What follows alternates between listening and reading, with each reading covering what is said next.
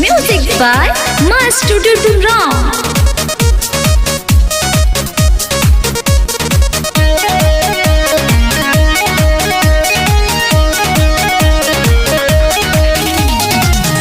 देखो झमका के कामर उठा के खूबे उतरा पिया होना। देखो झमका के कामर उठा के खूबे उतरा पिया होना। ए भैया हो भाई के बोला के देव घर जा पिया होना। ए भैया हो देखो ना भौजी देव घर जा पिया होना पिया होना।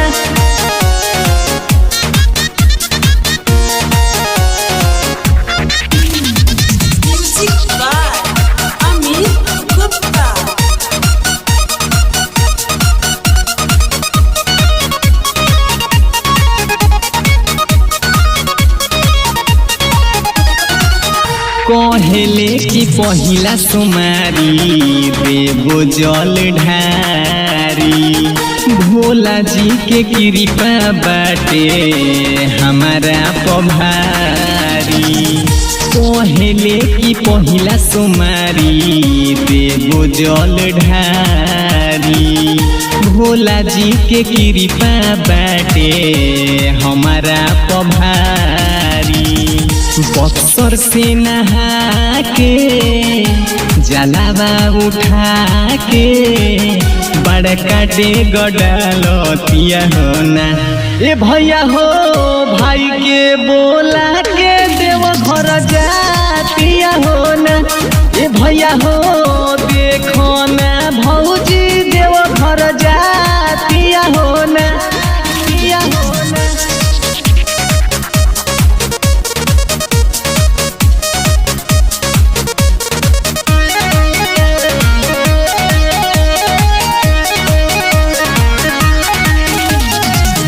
साथ नाही चलिहे भले पियऊ दिने सहो। हाथ धके चल ताड़े देवरू रमेश हो।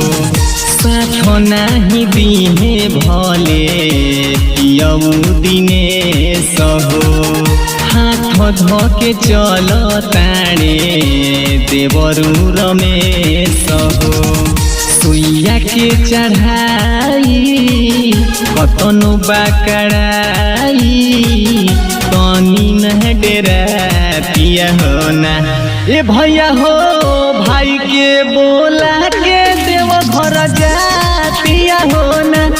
ए भैया हो देखो ना भौजी देव घर जातिया होना पिया होना। देखो झमका के कामर उठा के खूबे उतरा पिया होना। ए भैया हो भाई के बोला के देव घर जातिया होना। ए भैया हो